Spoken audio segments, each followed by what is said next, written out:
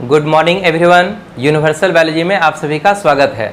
हम लोग पढ़ रहे हैं क्लास 12 का बायोलॉजी का chapter number 2 sexual reproduction in flowering plants. और हम लोग इस चैप्टर में पॉलिनेशन के बारे में पढ़ रहे हैं।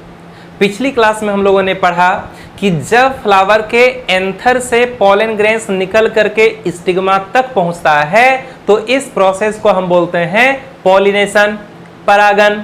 पॉलिनेशन 3 प्रकार के होते हैं, ऑटोगेमी, गिटोनोगेमी और जीनोगेमी। ऑटोगेमी में एक ही फ्लावर में पॉलिनेशन होता है, एक फ्लावर रहेगा और उसका पॉलन ग्रेन्स उसी के स्टिग्मा पर पहुंच जाएगा, ऑटोगेमी हो गया। गिटोनोगेमी में एक ही प्लांट के 2 अलग अलग फ्लावर के बीच में पॉलिनेशन होता है। और जीनोगेमी में एक ही स्पीसीज के 2 अलग अलग प्लांट के फ्लावर के बीच में पॉलिनेशन होता है। ऑटोगेमी प्योर सेल्फ पॉलिनेशन होता है, जीनोगेमी प्योर क्रॉस पॉलिनेशन होता है और गिटोनोगेमी को हम फंक्शनली क्रॉस पॉलिनेशन मान लेते हैं और जेनेटिकली इसे हम ऑटोगेमी अर्थात हम इसे सेल्फ पॉलिनेशन मान लेते हैं। आज के क्लास में हम लोग पढ़ने वाले हैं कि सेल्फ पॉलिनेशन से क्या लाभ और क्या हानि होती है, क्रॉस पॉलिनेशन से क्या लाभ और क्या हानि होती है। सेल्फ पॉलिनेशन और क्रॉस पॉलिनेशन के बारे में बस इतना समझ लीजिए कि अगर एक ही फ्लावर में पॉलिनेशन हो रहा है, कोई फ्लावर है उसके एंथर से पॉलन ग्रेन्स झड़ के गिर गया उसी फ्लावर के स्टिग्मा के ऊपर, तो हम इसको बोलेंगे सेल्फ पॉलिनेशन, स्वपरागन। ठीक है। और अगर 2 अलग अलग फ्लावर के बीच में पॉलिनेशन होता है, किसी फ्लावर का पॉलन ग्रेन्स किसी एजेंट के माध्यम से किसी दूसरे फ्लावर के स्टिग्मा पर अगर चला गया तो ये प्रोसेस कहलाता है क्रॉस पॉलिनेशन, पर परागन। तो आज हम लोग पढ़ने वाले हैं एडवांटेज ऑफ सेल्फ पॉलिनेशन, स्वपरागन के लाभ, डिसएडवांटेज ऑफ सेल्फ पॉलिनेशन, स्वपरागन की हानि। इसी तरह से हम लोग पढ़ने वाले हैं एडवांटेज ऑफ क्रॉस पॉलिनेशन, पर परागन के लाभ और डिसएडवांटेज ऑफ क्रॉस पॉलिनेशन यानी कि पर परागन की हानि।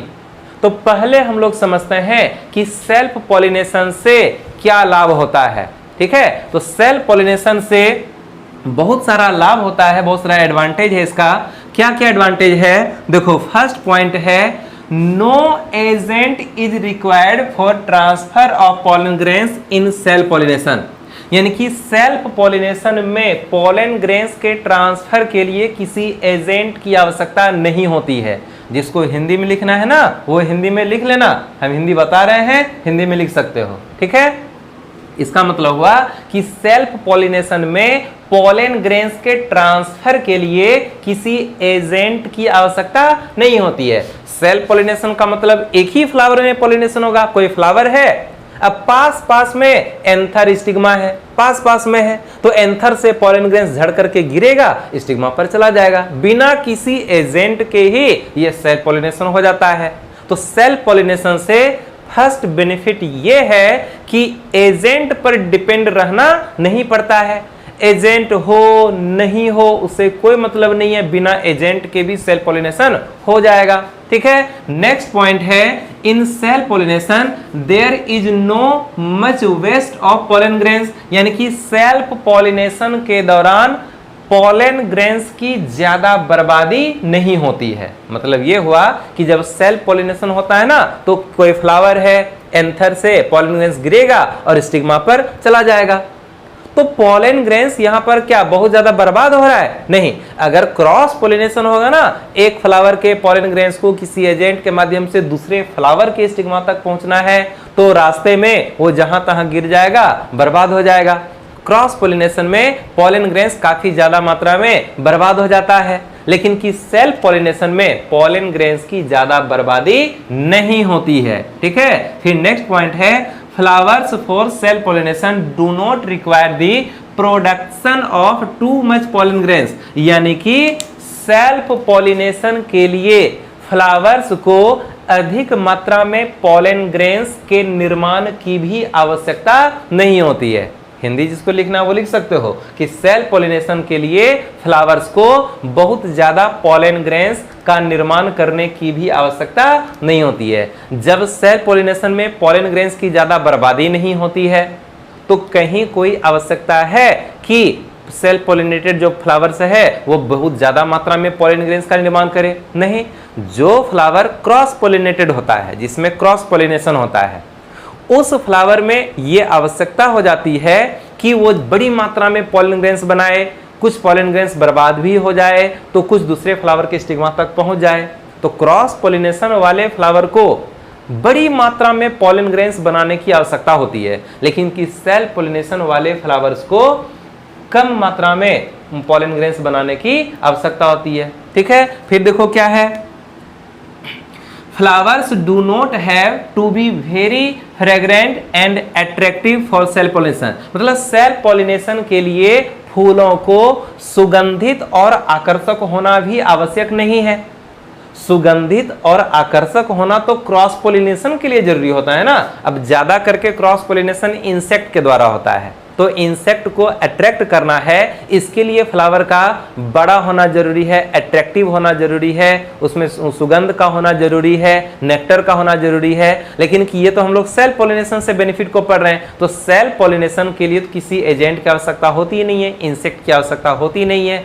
इसलिए सेल्फ पॉलिनेशन के लिए फ्लावर को सुगंधित और अट्रैक्टिव यानी आकर्षक होना आवश्यक नहीं होता है। फिर नेक्स्ट है plant obtained as a result of self pollination are purified. मतलब ये कि सेल्फ पॉलिनेशन के बाद जो न्यू प्लांट प्राप्त होगा ना, पहले सेल्फ पॉलिनेशन होगा, उसके बाद फर्टिलाइजेशन होगा, फर्टिलाइजेशन होने के बाद जो ओवरी होता है फ्लावर का वो फ्रूट में चेंज कर जाएगा, और जो ओव्यूल है वो सीड में चेंज कर जाएगा, फिर सीड जर्मिनेट होकर के न्यू प्लांट का निर्माण करेगा। तो सेल्फ पॉलिनेशन होने के बाद जो न्यू प्लांट बनता है वह प्योर होता है, वह शुद्ध होता है, यानी कि सेल्फ पॉलिनेशन के फलस्वरूप प्राप्त होने वाले पौधे शुद्ध होते हैं। अब शुद्ध क्यों होते हैं? क्योंकि एक प्लांट है, एक फ्लावर है, उसका पॉलन ग्रेन्स उसी फ्लावर के स्टिग्मा पर गिर गया, यानी कि मेल गेमिट और फीमेल गेमिट दोनों एक ही प्लांट का रहा, तो कोई बाहरी कैरेक्टर तो उसमें आया नहीं। इसके बाद जो न्यू प्लांट तैयार होगा उसमें केवल एक ही पेरेंट यानी कि केवल एक ही जो प्लांट, जिस प्लांट से वो उत्पन्न हुआ है उसी का कैरेक्टर प्रेजेंट रहेगा। क्रॉस पॉलिनेशन देखो क्या होगा कि दो अलग अलग प्लांट है, एक प्लांट ये है, दूसरा प्लांट ये है, यहां से पॉलन ग्रेन्स यहां गया, फिर यहां फर्टिलाइजेशन हुआ, तो एक प्लांट का मेल गेमेट दूसरे प्लांट का फीमेल गेमेट फ्यूज होकर के फिर जायगोट बनाएगा, और फिर वो उससे सीड तैयार होगा, और जब वो सीड जर्मिनेट करेगा और एक न्यू प्लांट बनेगा तो उस नए प्लांट में इस दोनों प्लांट का कैरेक्टर उसमें पाया जाएगा। जब दोनों का कैरेक्टर उसमें पाया गया तब तो वो हाइब्रिड हो गया, वो प्योर नहीं रहा, वो तो इम्प्योर हो गया। तो प्योर और इम्प्योर के आधार पर सेल्फ पॉलिनेशन से ये बेनिफिट होता है कि सेल्फ पॉलिनेशन के फलस्वरूप यानी कि स्वपरागन के फलस्वरूप जो प्राप्त होने वाले पौधे होते हैं वो प्योर अर्थात वो शुद्ध होते हैं। ठीक है, तो सेल्फ पॉलिनेशन से क्या क्या बेनिफिट होता है आया समझ में? एक बार सभी पॉइंट को हम बोल देते हैं। सेल्फ पॉलिनेशन के दौरान पॉलन ग्रेन्स के ट्रांसफर के लिए किसी एजेंट की आवश्यकता नहीं होती है। उसके बाद कहता है कि सेल्फ पॉलिनेशन के दौरान पॉलन ग्रेन्स की ज्यादा बर्बादी भी नहीं होती है। उसके बाद है कि सेल्फ पॉलिनेशन के लिए फ्लावर को बहुत ज्यादा मात्रा में पॉलन ग्रेन्स का निर्माण करने की भी आवश्यकता नहीं होती है। उसके बाद है कि सेल्फ पॉलिनेशन के लिए फ्लावर को सुगंधित और आकर्षक होना भी आवश्यक नहीं होता है, और सेल्फ पॉलिनेशन के फलस्वरूप प्राप्त होने वाले जो नए पौधे होते हैं वो शुद्ध होते हैं। ठीक है, सेल्फ पॉलिनेशन से लाभ समझ में आया। अब हम लोग पढ़ते हैं डिसएडवांटेज ऑफ सेल्फ पॉलिनेशन, यानी कि स्वपरागन से क्या क्या हानि होती है, क्या क्या लॉस होता है, इसको हम लोग समझते हैं। सेल्फ पॉलिनेशन से कुछ बेनिफिट है तो कुछ लॉस भी है। अब क्या क्या लॉस है देखते हैं हम लोग एक तरफ से। फर्स्ट पॉइंट है new characters do not grow in plants derived from self pollination, यानी कि सेल्फ पॉलिनेशन के फलस्वरूप जो नए पौधे प्राप्त होते हैं उसमें नए लक्षणों का विकास नहीं होता है। विकास का कोई प्रोसेस यहाँ रहता ही नहीं है। कैरेक्टर या तो सेम टू सेम मेंटेन रह जाएगा या फिर कुछ जनरेशन के बाद कैरेक्टर धीरे धीरे लो क्वालिटी का ही उत्पन्न होगा। ठीक है, यानी कि सेल्फ पॉलिनेशन जब होता है तो कोई एक प्लांट है, उसके फ्लावर में सेल्फ पॉलिनेशन हुआ, उसके बाद फिर कोई न्यू प्लांट बना, तो बनने वाले न्यू प्लांट में केवल एक ही प्लांट का ना कैरेक्टर गया, कोई बाहरी प्लांट का कैरेक्टर तो उसमें नहीं आया। वहीं अगर क्रॉस पॉलिनेशन होता तो दो अलग अलग प्लांट का कैरेक्टर नए प्लांट में चला जाता, तो उसका कैरेक्टर बेहतर होता, बढ़िया उसमें लक्षण सब उत्पन्न होता। लेकिन कि यहाँ सेल्फ पॉलिनेशन हो रहा है, तो सेल्फ पॉलिनेशन में कोई एक प्लांट है और उसका एक फ्लावर है, उसमें सेल्फ पॉलिनेशन हो गया, उसके बाद जो न्यू प्लांट बनेगा तो न्यू प्लांट में केवल उसी एक ही प्लांट का कैरेक्टर रहेगा। तो यहाँ पर कैरेक्टर, बेहतर कैरेक्टर यहाँ पर नहीं बन पाता है, इसलिए कहा गया कि new characters do not grow in plants derived from self pollination. Self pollination के फलस्वरूप प्राप्त होने वाले पौधे में नए लक्षणों का विकास नहीं होता है। ठीक है, जो कैरेक्टर है किसी प्लांट का, बनने वाले न्यू प्लांट में या तो वही कैरेक्टर रहेगा और कुछ जनरेशन के बाद कैरेक्टर धीरे धीरे और लो क्वालिटी का ही होता है। ठीक है, आगे है plants obtained as a result of self pollination are weak and unhealthy. मतलब सेल्फ पॉलिनेशन के फलस्वरूप जो भी पौधे प्राप्त होते हैं वो कमजोर और अस्वस्थ टाइप के होते हैं।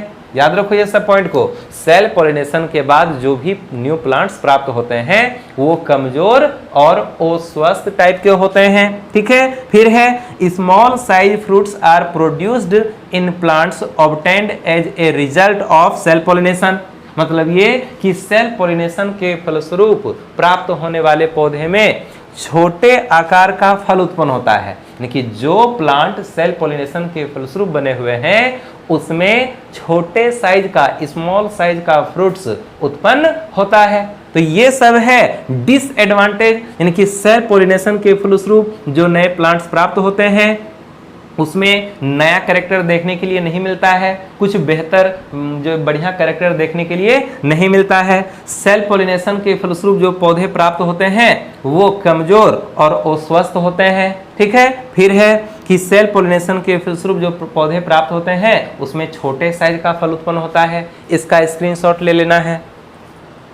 हो गया स्क्रीनशॉट, अगले पेज के साथ आ रहे हैं। तो अब हम लोग पढ़ते हैं एडवांटेज ऑफ क्रॉस पॉलिनेशन, यानी कि पर परागण के लाभ और डिसएडवांटेज ऑफ क्रॉस पॉलिनेशन, पर परागण की हानियां। यानी क्रॉस पॉलिनेशन से क्या लाभ होता है, क्या हानि होती है, इसे हम लोग पढ़ेंगे। ठीक है, क्रॉस पॉलिनेशन पता है ना कि किसी फ्लावर का पॉलन ग्रेन्स वहां से किसी एजेंट के माध्यम से निकलेगा और दूसरे प्लांट के फ्लावर के स्टिग्मा तक चला जाएगा, यानी पॉलन ग्रेन्स को ज्यादा दूरी तय करना पड़ता है, ये कहला गया क्रॉस पॉलिनेशन। ठीक, तो क्रॉस पॉलिनेशन से पहले देखते हैं कि क्या क्या लाभ होता है। ठीक है, देखो new characters develop in plants obtained as a result of cross pollination.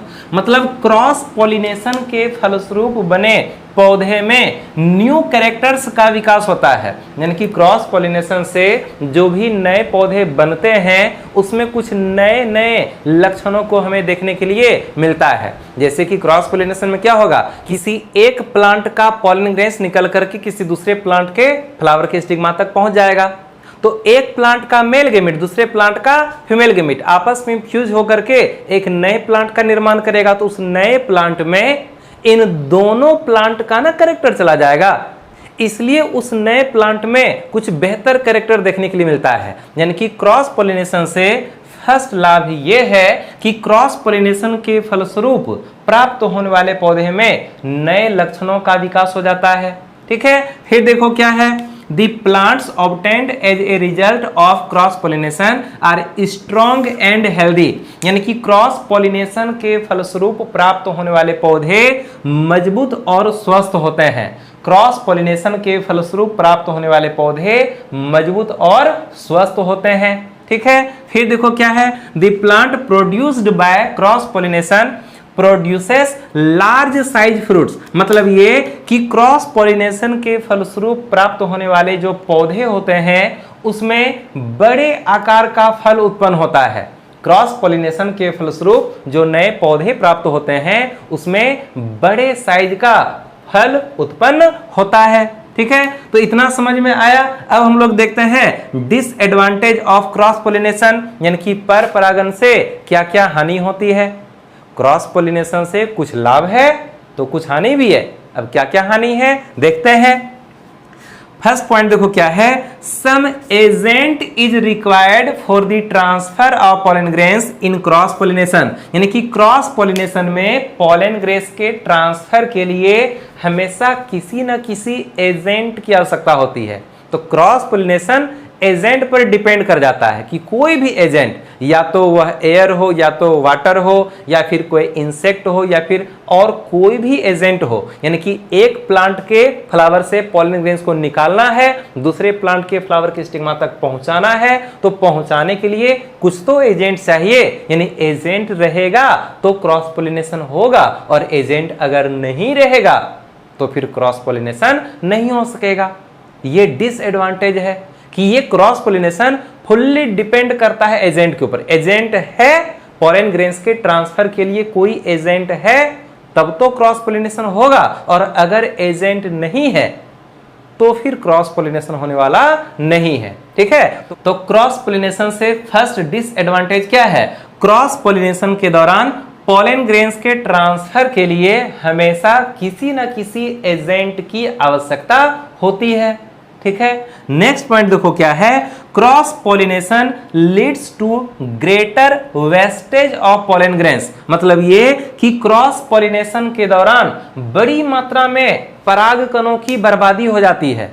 Cross pollination के दौरान बड़ी मात्रा में पॉलन ग्रेन्स की बर्बादी हो जाती है। सेल्फ पॉलिनेशन की तुलना में क्रॉस पॉलिनेशन में काफी अधिक मात्रा में पॉलन ग्रेन्स बर्बाद हो जाता है, वो अपने सही जगह पर पहुंच ही नहीं सकता है। ठीक है, वो जहां तहां गिर करके बर्बाद हो जाता है। ठीक, फिर देखो नेक्स्ट पॉइंट क्या है, the cross pollination requires the flowers to be very fragrant and attractive, मतलब क्रॉस पॉलिनेशन के लिए फूलों का सुगंधित और आकर्षक होना भी जरूरी है। अगर किसी फ्लावर को क्रॉस पॉलिनेशन कराना है तो इसके लिए ये जरूरी है कि वह फ्लावर अपने आप को अट्रैक्टिव बना ले, वो अपने आप को सुगंधित बना ले। अब अट्रैक्टिव रहेगा, सुगंधित रहेगा, तब तो कोई इंसेक्ट वहां पहुंचेगा, और ज्यादातर क्रॉस पॉलिनेशन इंसेक्ट के माध्यम से होता है। इंसेक्ट को अट्रैक्ट करने के लिए फ्लावर को अच्छे कलर का होना पड़ेगा, अच्छा सुगंध उत्पन्न करना पड़ेगा, ताकि वहां पर इंसेक्ट आकर्षित हो जाए और फिर वह इंसेक्ट क्रॉस पॉलिनेशन में इन्वॉल्व हो जाए। ठीक है, तो हम लोग समझ गए कि क्रॉस पॉलिनेशन से क्या क्या लाभ होता है, क्या क्या हानि होती है। इसका स्क्रीनशॉट ले लेना है। हो गया स्क्रीनशॉट? ठीक, तो अभी हम लोगों ने पढ़ा कि सेल्फ पॉलिनेशन से क्या लाभ और क्या हानि होती है, क्रॉस पॉलिनेशन से क्या लाभ और क्या हानि होती है। ठीक है, हम लोग इसके आगे अगले क्लास में पढ़ेंगे। तो आज हम लोग इतना ही पढ़ते हैं, इसके आगे हम लोग मिलेंगे अगले क्लास में। All the best.